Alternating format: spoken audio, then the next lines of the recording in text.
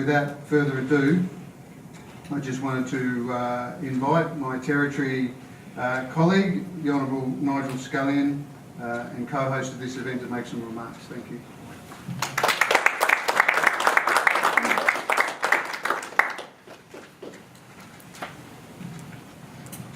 Well, thank you very much, Luke. First of all, I'd like to acknowledge a meeting on Ngunnawal land and pay my respect to the elders, both past and present. I'd like to particularly acknowledge that Luke, the work that you've done, and he does say I'm co-hosting it. It's a relationship I enjoy. I take the credit. I did absolutely no work.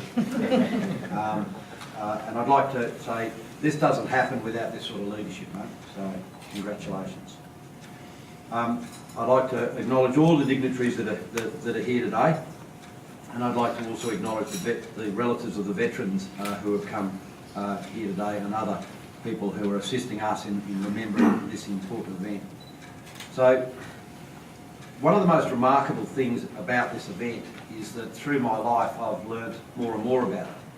When I first came to the Northern Territory in November of 1984, I think it was, and I came to know about the bombing of the Northern Territory in a way that I wasn't sure about. I wasn't sure if the stories that I'd been told were actually real. But it's really remarkable that at that time, for whatever security reasons, the rest of Australia really didn't know what was going on. And it's taken a great deal of time. It really has. And as I attend the various Bombing of Darwin ceremonies, having lived in Darwin for a long time, it's remarkable about the news stories that you hear about the family member or people who were there, and those stories that are remembered. So it is really important that we do hold these events to remember that very important time in the Northern Territory. I'd like to particularly acknowledge the families and communities who were affected, who've lost loved ones and whose world was turned upside down by the events of February 1943.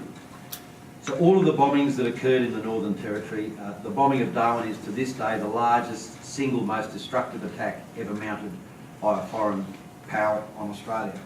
I was, in another life, I spent a lot of time in a helicopter flying up and down the coast across the north.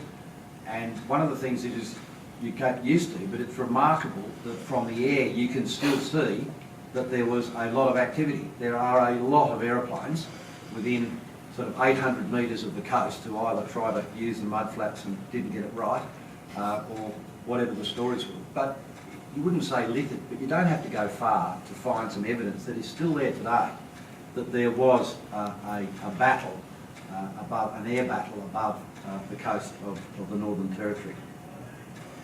I'd like to touch on two stories that are important to me, as well as acknowledge many of the stories that I think remain untold, which is why particular thanks to Luke, because these are the sort of occasions that we can think about what happened, and we can have opportunities to tell all of those stories, so we have the full jigsaw puzzle of what happened.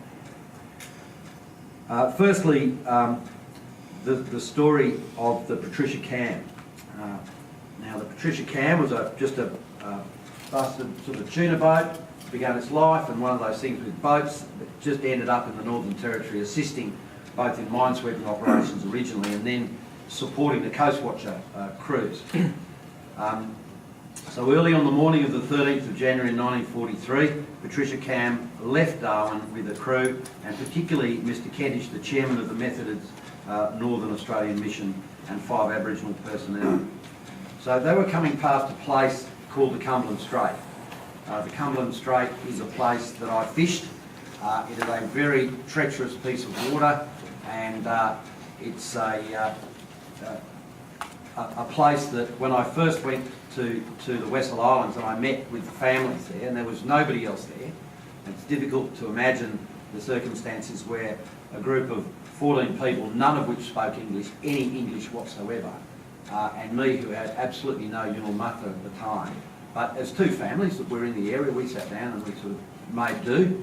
And after a period of time, and when there was a young guy called Matthew joined us who had some English and was able to interpret and spoke about, the first thing they wanted to talk to me about was what had happened there during the war.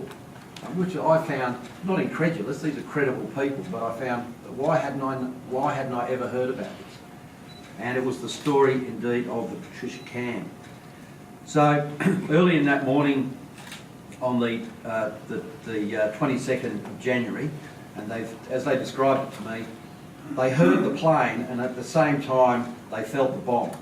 And the bomb had hit pretty much midships. It's a 120-pound bomb, pretty much in the centre of the cargo hatch. Now, Patricia Cam, as it's been described to me, was basically a hollow log, like many of those boats with a motor at the back. It was just all hulled, so it was going to sink in pretty quickly.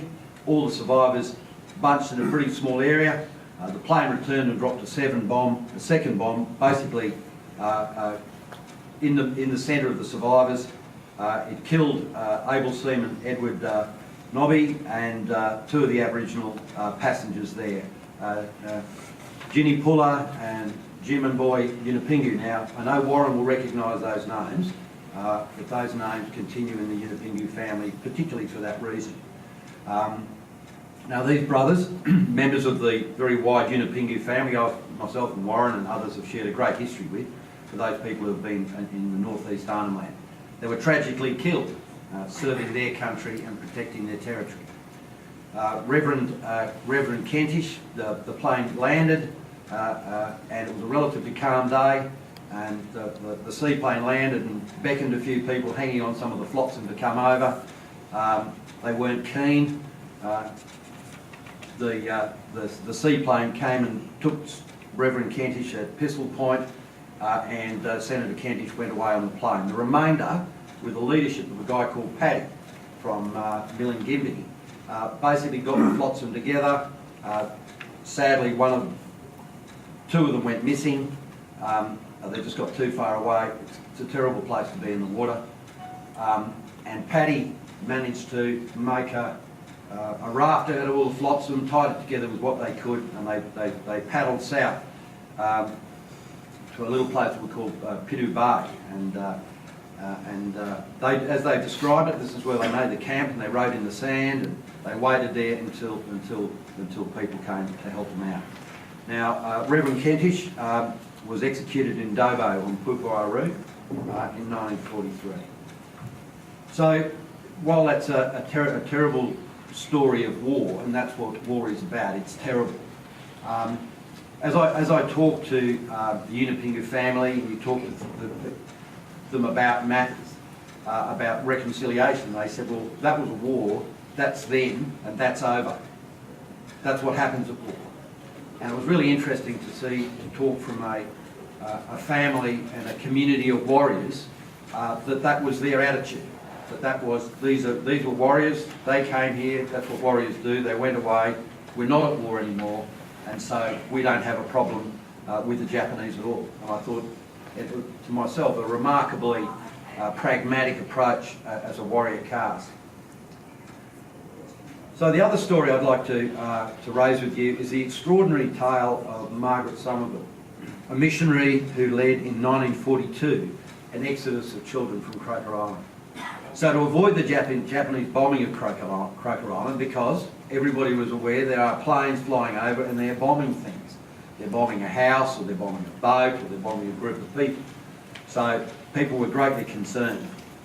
So Margaret Somerville evacuated 95 Aboriginal children. They crossed into what is now Gourig National Park.